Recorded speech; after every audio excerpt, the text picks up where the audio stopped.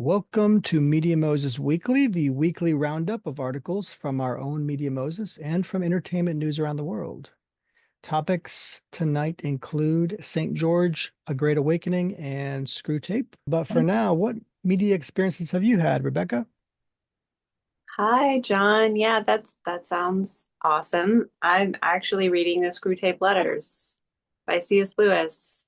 That goes right into our topics. Yeah, that's great. I've been meaning to read this for a while because I wanted to see if it would be appropriate for our 12-year-old who's a voracious reader. And He's also ferocious. and I read it a long time ago in my 20s and I like even underlined things. It's really, really great. I'm maybe a quarter of the way through, maybe halfway through. And if you've never heard of it before, just a really quick synopsis. It's the idea is that there are these two demons writing letters to each other, and one is the uncle, sort of mentoring his nephew in how to distract this new Christian from his relationship with God, basically. Hmm. And so immediately this guy becomes a Christian, and then they're just constantly looking for ways to trick him, to discourage him, to get his eyes off of God and to not trust God. And but it's written in a very like hilarious kind of way that's um, sort of hard to describe. Yeah. But it's also super educational. Um, the elder demon, the uncle, is saying, "Oh, it's good what you found out about his mother." Like he has this tense relationship with his mother. So then he encourages him to like use that to full advantage. Right. Um, make sure that he notices little things about his mother that he doesn't like and Hmm. assumes that she does that on purpose and um, lots of little moments like that. And then he's like, and make sure he prays for her soul and for her faults instead of actually compassionately praying for her rheumatism or something like that. Oh, yeah, yeah. So it's really cool, and it's really eye-opening. You're reading fiction, right? It's entertaining, it's funny, it's strange and clever, but at the same time, you're like, oh, oh. I was thinking some strange thoughts about somebody the other day. Yeah. I've had thoughts like that. Yeah, exactly. Maybe there was a wormwood and a screw tape messing with my brain. Right. So it's really good. I recommend it. Of course. It's What me? wonderful. Yeah, Yeah, well, obviously C.S. Lewis, right? And he always infuses some doctrinal study into it, like something deeply doctrinally important to know. Like just the fact that demons can manipulate you requires some doctrine, which I know I've mentioned This Present Darkness before, but that's also a good book to kind of get a practical understanding of how demons might work in the lives of people or angels. And it's quite practical in many ways. yeah. And so as you can see, like the wonders of Screwtape versus This Present Darkness, Screwtape is essentially a masterclass in manipulation. Mm. It's how to manipulate the mind of man, and it's far more subtle than you'd think. You'd Yeah. think it was something like, oh, push them this direction or that direction, take things from them. Because, in a sense, Job is like that, right? It's kind of like, okay, well, all you have to do is be given the reins to destroy someone's life, and then you can just, you don't have to be subtle about it, just start destroying. But this is the situation instead of Job, in which you're not given the right to do whatever you want, right? You're given more of like the basic availability to the human being to tempt them and to mess with their brain, which I Mhm. would argue most people can be subject to this sort of temptation or I guess you could call it oppression, right? even if you're a good Christian, you can be subject to this oppression. And that's why I love the way he does his story, because he doesn't do it as though a non-Christian is only the one who is subject to this kind of attack, spiritual attack. Hmm. Actually, no, actually, the bread and butter of demons is messing with Christians, Hmm. not with the worldly.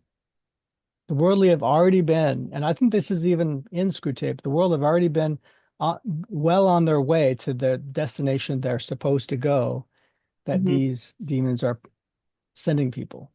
So very little has to happen to just continue. It's like a stone rolling downhill. You don't have to give it much of a push. It's already going there, right? The only reason you would do that is if it starts to turn the other direction and come away. That's when you really need to give it a push. And it's also the people who are trying to make a difference to other people's lives, Christians, who also have to be tempted and manipulated into stopping doing that. You know, for whatever manipulative reasons, believe that it doesn't matter. Believe that you don't have a voice like Moses believed. Believe that, Satan's more powerful than you. And so what does it matter? Believe that they don't need to hear about Christ, right? Because Christ could reach them without the gospel. Believe this, believe that. There's so many different ways that Satan can tempt the Christian into being ineffectual and useless for the kingdom, and to not, and most importantly, to not listen to God and instead listen to these other tempting voices, right? Which is essentially what happened in the garden.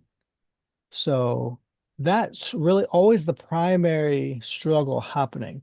Do you listen to this person, or do you listen to this person? Who do you trust, right?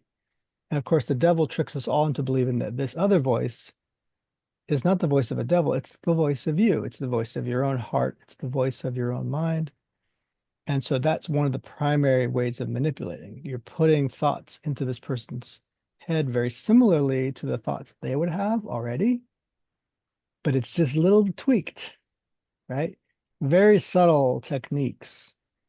And so Christians really should read it. But I understand if many are afraid of reading it. It is, after all, about demons, and many people will be scared just of that subject. So I can understand some people refraining from reading it, but understand that C.S. Lewis is a great theologian. He's a scholar. He knows what he's talking about. Um, and he's highly respected in the Christian world. So I don't think you have much to worry about as it comes to doctrine and theology and things like this. But yeah, we have a story coming too about Screwtape. But in the meantime, until we get there, we also finished reading Perelandra. Yeah, that was so good. Yeah, I mean, wow. I can understand why people love it, but as I've said before, there are moments when I'm kind of like frustrated reading it. He goes through this such long explanation for what the dance of heaven is about. What do they call it again? The divine dance. Is that it? Yeah. Yeah.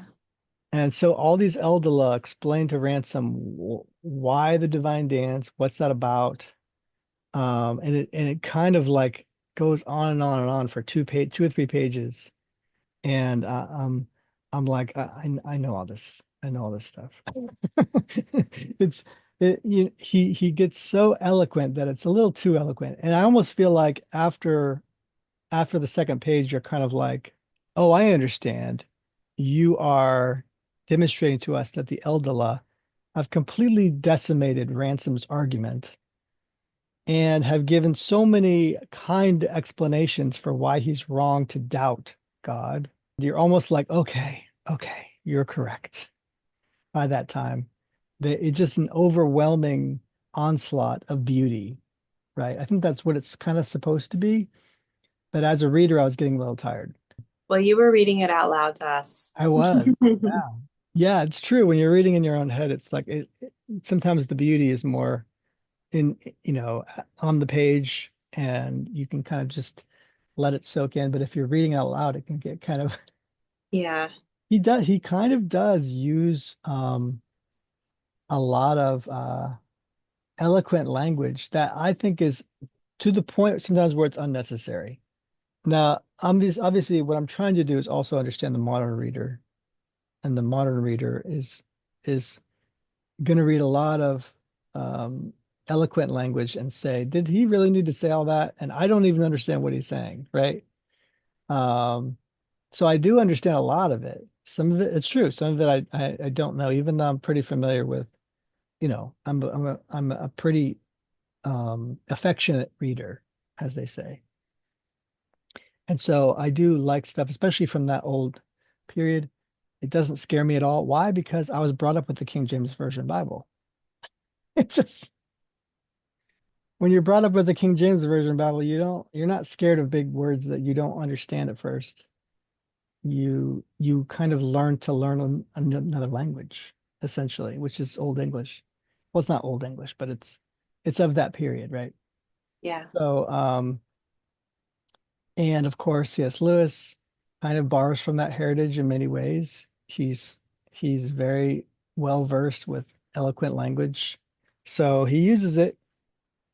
And Perelandra is quite wonderful. It's beautiful. It's strange. We talked about Screwtape, and there is a subject we might speak about next week, which is about horror, Christian horror. And a lot of the reason is because of this subject, right? Screwtape and Perelandra. We forget Perelandra in many places is like a horror film.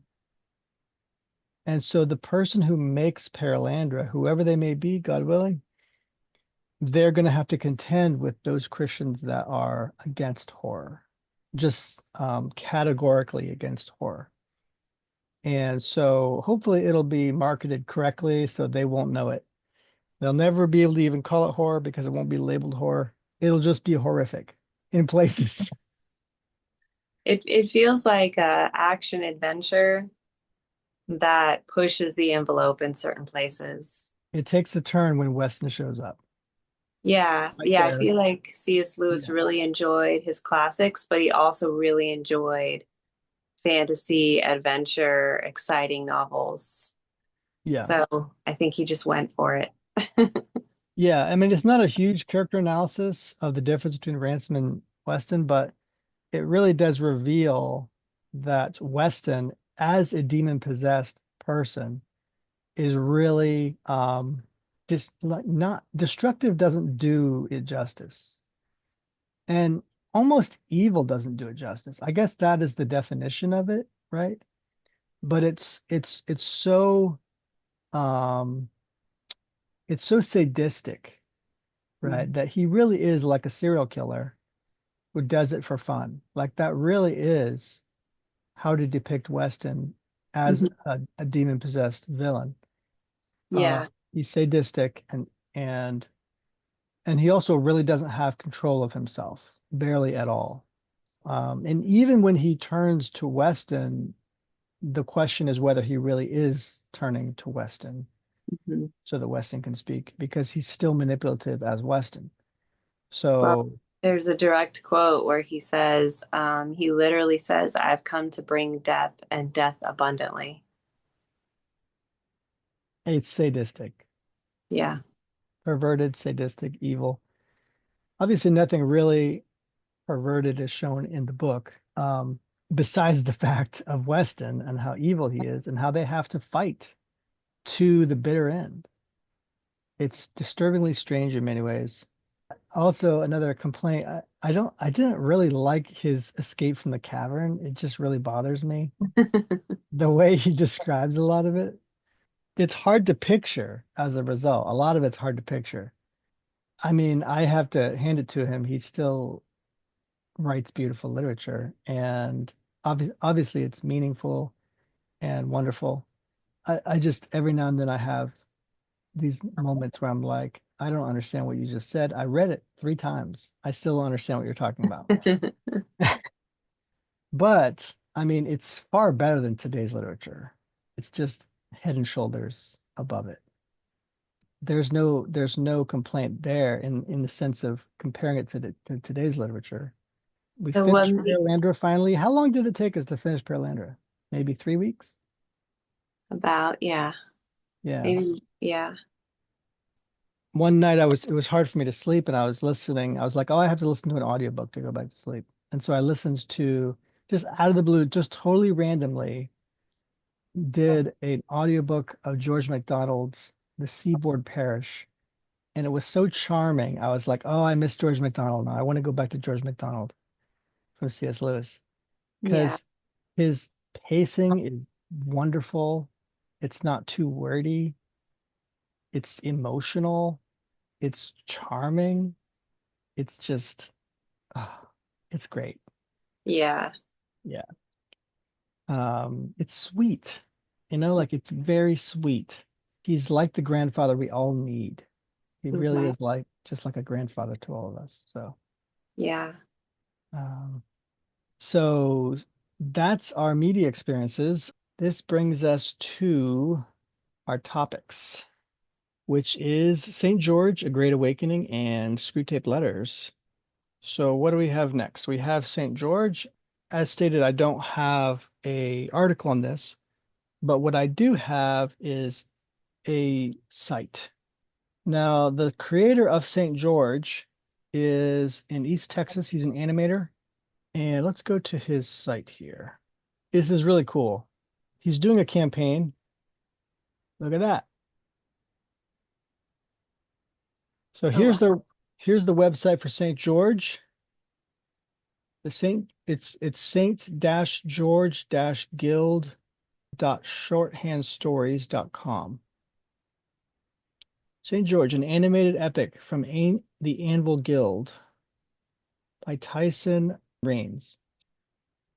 Crash the gate, slay the serpent, bring her home. So this is supposed to be kind of like a pitch deck.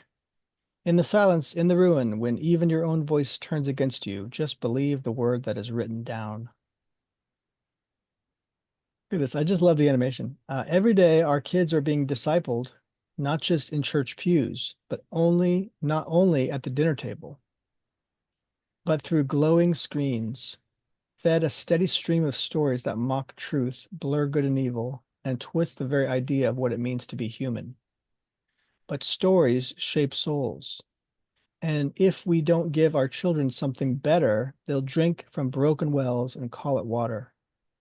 St. George was made for this hour, not to just entertain, but to reignite imagination, to give our sons and daughters a hero worth following, a man who fights not for fame, but to glorify God, a saint who stands when the world bows.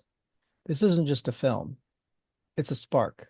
Pass it down, share it, make it part of your family's story. So one day their children will rise and remember we didn't let the dragon have the last word. Isn't that great? That's awesome. He calls this a father's call. Wow. A film overview. An age-old darkness stirs beneath the bones of stones and echoes of the past. So there's some pictures here. It's very dark, but there's some really good ones.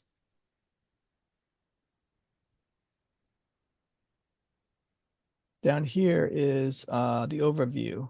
Beneath the scorched stars of Augsland, men live like ghosts, crushed beneath the boots of cyclopean overlords and seemingly forgotten by heaven. In that abyss, George, a slop cart slave with no history and no hope, pushes through filth and silence, his only companion a rat named Elpis. When the giants crush that small trembling light, George breaks.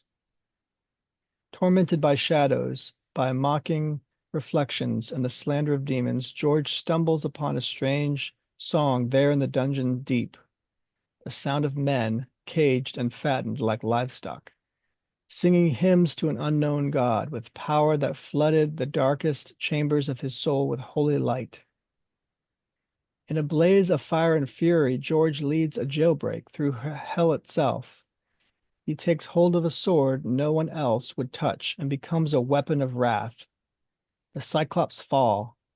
The men flee, riding a unicorn through shattered gates into the wasteland beyond. But the world is still broken. At the frontier stronghold of All Saints, George is baptized into Christ, forged in brotherhood, trained by saints and scars, Pax the lawman, Preach the priest, Vera, Andrew, Puros, Philemon.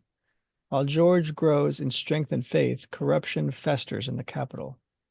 The king, drunk on power and deceived by priests of a dragon god, sent his own daughter to be sacrificed.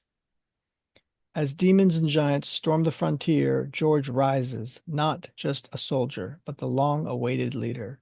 Commissioned in secret by a now repentant king, he and the 6 saints set out for Mount Dagon before the king's once allied priest class could catch wind. Through wastelands, storms, harpy swarms, false angels, poisoned waters, and a tomb of frozen giants, they fight not just enemies, but themselves. Each man is tested, each virtue weaponized against him. Alone in a black storm, George falls to his knees. Lord, did you bring me out here just to die? He cries. But heaven answers. Elpis returns. Fire fills his bones. George rises transfigured, a burning lion in a land of ash. At the gates of Dagon, the saints stand as one. They strike down the dragon, shatter the altar, and rescue the king's daughter from death. They return not as fugitives, but as saints, as deliverers, treading the great green grass of a kingdom ripe with restoration. They drew Wow. power from the dragon's breath, but the day is coming that will leave them stubble, their names swept away like ash on the wind. I think that's speaking of the evil priests. So yeah, saints and serpents. Saint George. I guess that's the good guys and the bad guys, good characters and bad characters. There's Saint George. There's the priests of Dagon, Puros, All Saints Ranger, the dragon Dagon. Yeah, All Saints Rangers. I mean, this looks extremely good. Yeah, that sounds amazing. And this is not just like a comic book, which would be all awesome all by itself. This is an animated film. So it's a film. It's not a, is it a short? I don't know if it's a short. They didn't say the length. Oh, it says 4-part animated series. I'm sorry, I thought it was a film. A Wow. 4-part animated series. That's almost even better because that's probably even longer. Yeah. I mean, unless each part is very short. Each part could be like 5 minutes long. Yeah. So but that still sounds amazing. That sounds great. I can't wait to Yeah. see that. Man, I would love to see that as a film too. Yeah. That's probably why I was saying, because I'm like, I want to see this as a film. So this is a testimonial. Somebody says St. George is a searing, soul-forged epic that scorches through darkness with mythic weight and prophetic fire. Rains craft a world both brutal and beautiful, where saints rise from the ash and the breath of dragons meets the sword of light. It's a rare fusion of high fantasy and spiritual grit, equal parts Exodus, Apocalypse, and Brotherhood. The animation pulses with cinematic power, but it's the story's heart, a man broken, remade, and commissioned, that leaves a brand. This isn't just a film, it's a reckoning. So that's why I think that's another reason I thought it was a film. Some people say film on here. So there's the creator from East Texas. Tyson Raines is an illustrator, animator, and designer from East Texas, where he lives with his wife and 2 sons. His portfolio is vast and diverse, including children's books, album art, print and digital design, music videos, apparel, product design, merchandise, and more.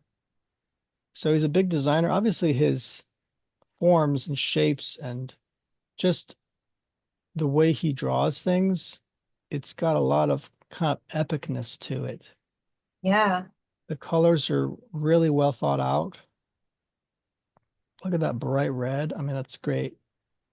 And then when it gets blue and yellow, it gets really the dragon. It's like you would think it would be red, maybe, but this is even somehow more majestic and yet evil, right? It's like he's got a good choice of colors here. He's St. George looks very simple here, but ready for battle.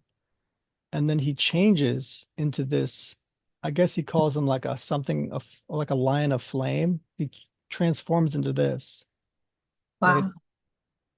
So it's quite impressive. I'm just like, this is really great. I discovered this guy on X, and it just looks like totally worthy project to back. Hopefully this will it won't take too long for them to make it, and it will be backed quickly, hopefully. We'll see once they start the crowd fund, we will, if it's a crowd, I don't even know. I guess it's a crowd fund, but even if it's not, man, I'll be buying whatever it is. So Yeah, it looks pretty cool. does. Looks amazing. Yeah. Last week I talked about small creators, and he's one of them. Like he's one of these kinds of people that need support, need help. So many people out there, they don't think that people outside of Hollywood can do great work. You know, they look at the faith-based media or whatever, and they think, oh, this is like there's no hope for us. Like I don't know why they're thinking these thoughts, but there's plenty of incredible stuff that Christians can make and do make, but they need somewhere to share it. We've talked about how the genre, the faith-based genre, is very strict. It's the strictest genre I know of. I mean, even romance and comedy is not strict compared to faith-based film. I mean, we should it should be the equivalent of horror, except for Christians, in the sense that it should be highly creative. Horror is the most creative genre. People can do almost anything with a horror film, and that's almost the idea of a horror film is that it's so creative, it's scary, right? But that lets you know what you know that genre is like that. It's so creative, it's scary. Well, we need something that's so good it's scary. You know what I mean? And this is the kind of stuff, St. George, that's so good it's kind of like it's rich. It's good stuff, Yeah. you know? It's not like weak, thin, you know, slop for people to eat. So this is the kind of stuff we need more of. And that means we need backers, we need supporters for it because these people won't be able to continue doing this work. Nobody can. Nobody from Hollywood could continue to do the work they do without being paid.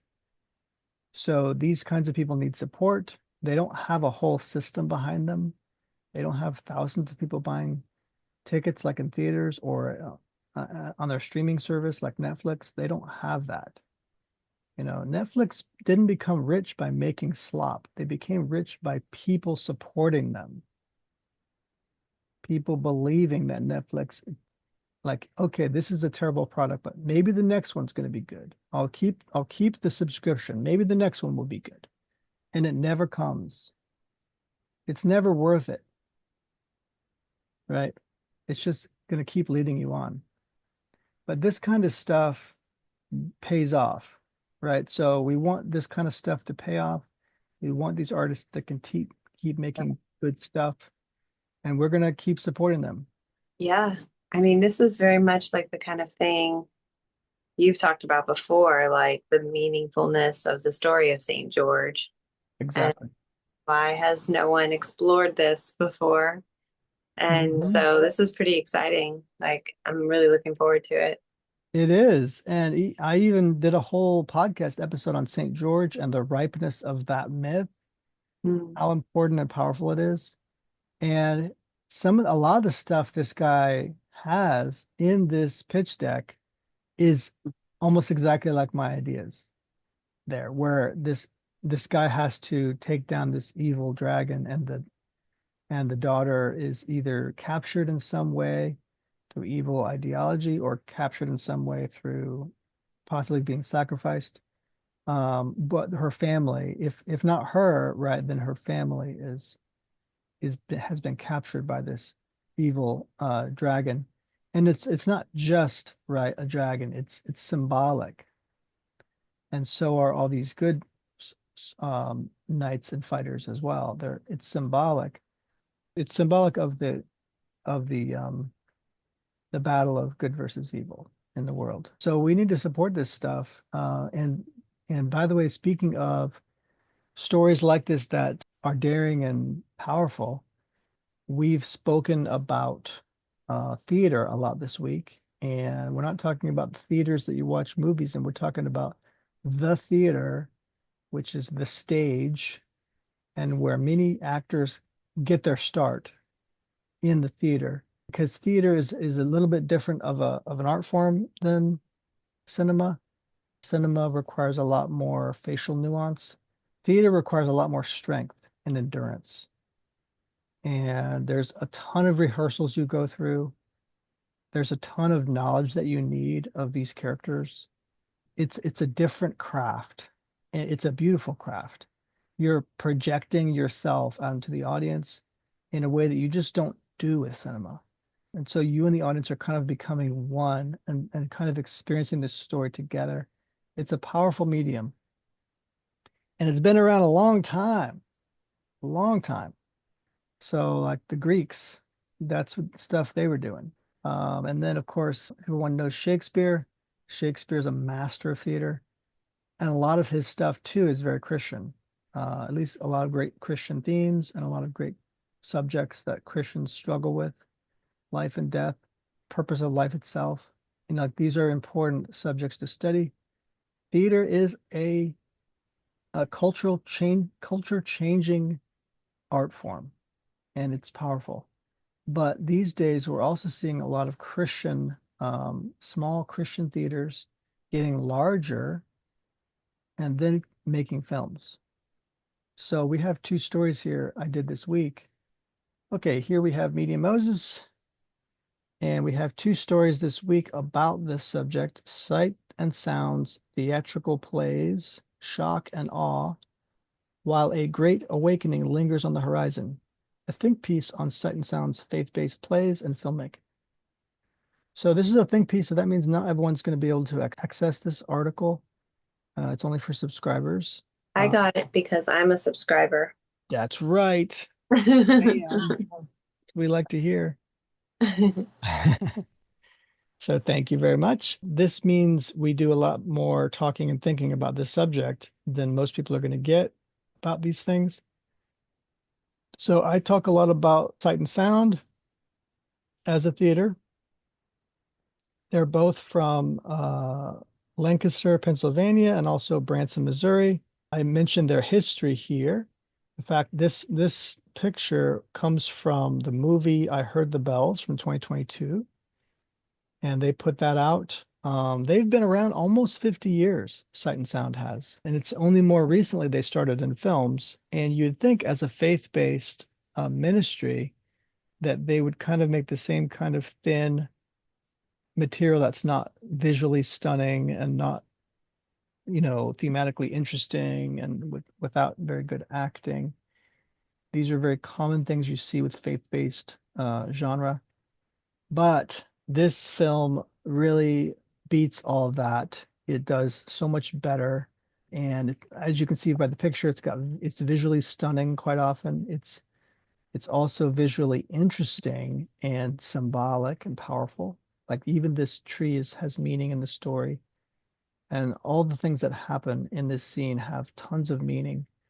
It's about Henry Wordsworth Longfellow, who wrote I Heard the Bells on Christmas Day, which is still played today on Christmas. Here's a still from it as well. It's got a lot of historical accuracy to it. Not a perfect film, but impressive for a faith-based film, for sure. So what are we talking about in this article? Obviously, we're talking about Sight and Sound, but we're also talking about how they've progressed in their plays. But I like movies, right? So these little things are informing you about their plays. This is happening in Lancaster right now. This is happening in Branson. And then Lancaster is revealing what's coming next year to Lancaster, which is Joshua. And I show that movie guide interviewed them both on Daniel, which came last year, and also on I Heard the Bells last year. But Wow. then here's the trailer, or it's more of a teaser, really, for A Great Awakening. A Great Awakening is about the first Great Awakening from the mid 1700s, before our country was a country. This was colonial America. Hmm. And so England was bringing good preaching to the colonies. Many of these people are still famous today. This particular film is about George Whitefield, spelled Whitefield, but it's pronounced Whitfield. And so some people spell it without the E. He was the famous preacher with a little bit of a lazy eye, but some fiery preaching. Also, Jonathan Edwards was popular at that time, and also John Wesley. And I believe that George Whitefield had a relationship with Ben Franklin as well. So they had a kind of a back and forth because, of course, Ben Franklin's not a Christian. He was a deist, which is a fashionable agnostic in a way. It's like you do believe God exists, but you don't want to go farther than that. You're not going to say what kind of God it is. I talk about the period in history. I talk about what they might be saying with the film. And I'm very excited about it because I want to see people talk about this era in our history because they need to talk about the importance of our country, what made our country so special when it was founded, kind of the years that we have neglected, the many years we've neglected our country and betrayed our original founding and why we became a country in the first place. We have to also remember that it takes things like great awakenings to make a great country. The Great Awakening was a time of renewal, spiritual renewal, where people learned that their devotion to God was important. It's what brought the Puritans there, it brought their country there. And then they started losing their why they were there, you know? So I thought I would just we could watch a little bit of this.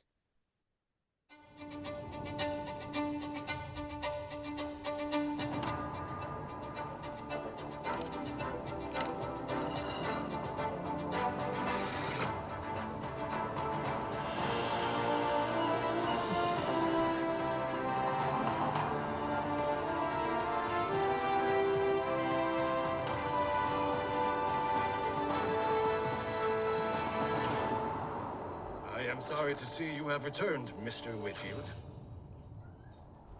So is the devil.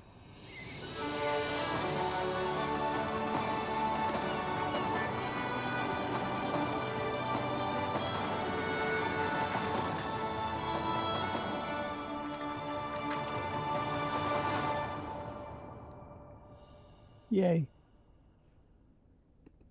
Hmm. That's pretty cool. Looks good. Yeah.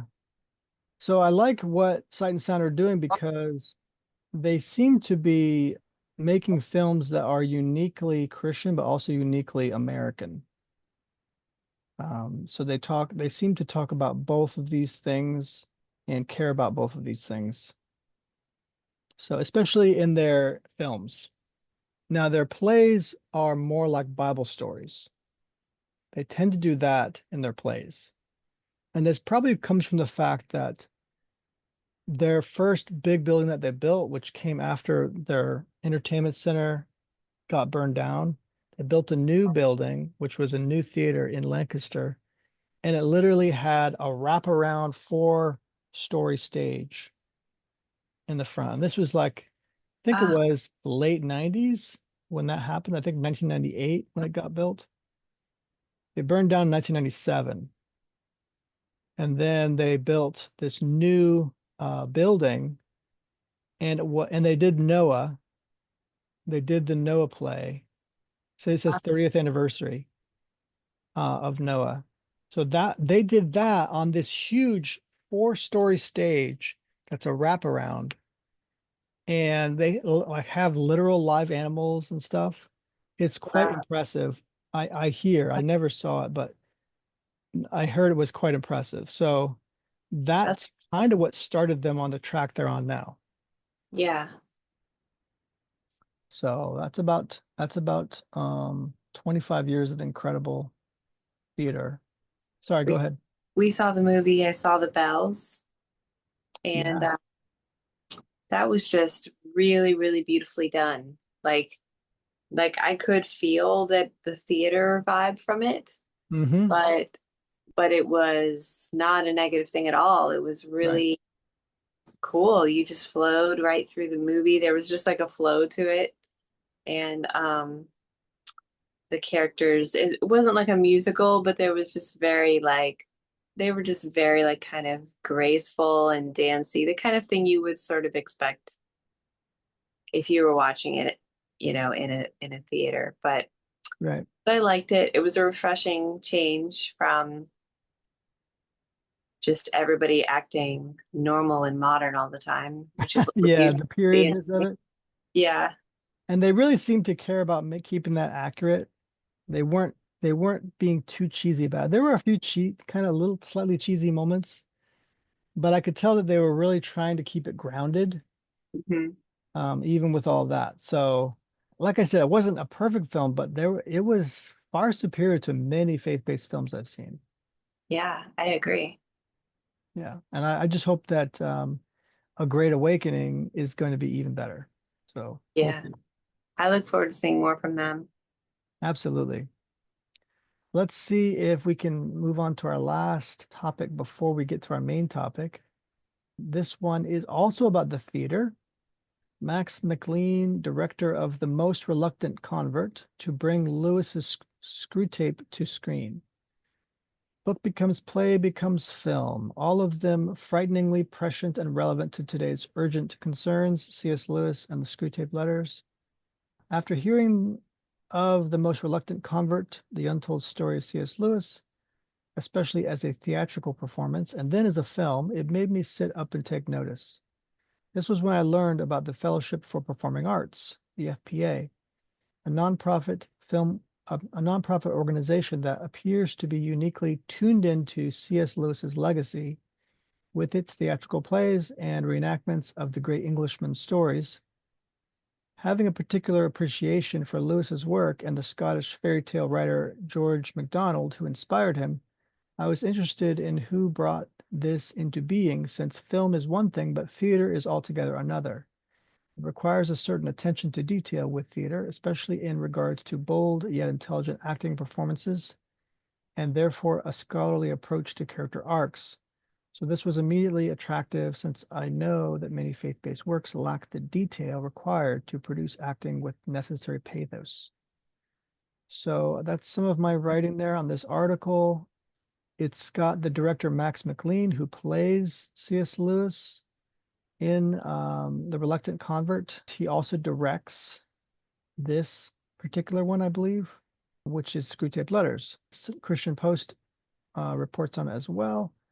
So this is bringing Screwtape Letters to the big screen, and that could be quite interesting to see because how is he going to depict, right, these demons on the big screen, and are Christians going to not like that? Are they going to not like the horrific elements involved? So Yeah. what do you think about that, honey? It seems to me like according to the book, it doesn't appear to be very horrific Right. visually. Of course, you could always add that, and that would work. But the demons writing to each other act somewhat civilized, so there's no as far as I remember, I'm only a quarter of the way through, but there's no like violence or anything. Right. Right. Um, in fact, in many ways it's like just two characters writing to each other. So that is a little tricky because It is. then do you have, montages of the Christian living his life that they're trying to derail him. And so then do you have just all these montages of him because in a sense that's actually ultimately distracting from the Right, conversation because it's not really about him. right. Um, so that is tricky. It's hard to imagine. I could see that as a play because when you're watching a play in the theater, you're really enjoying all The the dialogue. subtleties the Yeah. actors are bringing and all the charm and all the words. But in a movie, you want pacing and visuals Yep. and so I don't know. Probably you'd have to take some liberties. That's what I'm guessing. Yeah, see, that's part of the concern is I want them to do more visually, but if they do, it might get more horrific. So, and a lot of Christians might reject that. So that is my concern. Like I would want them actually to do some of that visual spectacle. And I guess, when I go see the play, which I bought tickets to see the play up in Wow, South Carolina. So, that's awesome. they apparently Greenville. did not have any down here in Florida. But yeah, so I plan on I was going to be up there anyway for something similar for a similar thing. So this was perfect timing for me to do that. It's on my way to Realm Makers in Michigan. Wow. So Realm Makers is something I really care about and want to go. So and we can talk more about that later as well. But That's I'm going to be seeing, God willing, I'll be seeing this play at Peace Center in Greenville, South Carolina. So I will see how they're visually depicting some of this. Of course, I won't see the cinematic version of it, but it's going to give me an idea of the kind of visuals that they might put in the movie, right? Because if you do look at the site, let's see if we can go to the site. There's pictures of the play, of what you see in the play. Let's see, it's down here, I believe. Yeah. So this brings you to the Fellowship for Performing Arts. You can get tickets here, of course. It gives you, see, that's on stage, this guy with the red. yeah. And so, yeah, there's a ladder there. He's going, I'm thinking up and down the ladder. I think it seems like a twisted version of, was it Jacob Mhm. or, yeah, Yeah. Jacob's ladder. Wow. So it's like a twisted below the earth version Yeah. of them going into hell. Here's all the dates and places. See, here's him going up and down the ladder.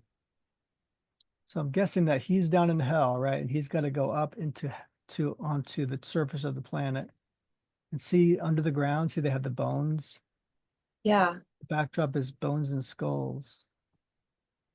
So it's very kind of dark and twisted looking. But I'm sure that they'll also have some of C.S. Lewis's comedy writing in there, kind of like I can't believe this guy would do such good things. Like, don't let him do that. Yeah. This appears to be the wormwood, I think. Mm. Uh, and there's Screwtape, my dear Screwtape. We'll see. I doubt it's going to be all that horrific, but I do think it's going to need something visual to keep your interest, right? And as you say, right, it might need some reenactment or some moments of their subject that they try to tempt. What did they call him again? The patient, Yeah, I think so. something like that. It looks quite impressive, and the fact that they're making this into a movie is a very daring move, I think, because Yeah. because just the subject is seems horrific probably to so many Christians. Uh, Yeah. so I applaud these guys at FPA. I think that they're doing great work. I still haven't seen The Most Reluctant Convert. I really need to see that, but I have heard that it suffers from the typical tell don't show problem with theater. which doesn't translate well to cinema.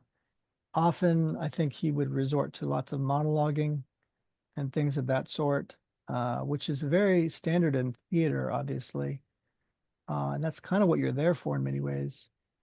But you're not there for that in cinemas. Like, you know, you're there to see a lot more visual spectacle and see people do things. And you almost want no explanation in comparison. Hmm. So this is an interesting translation problem sometimes.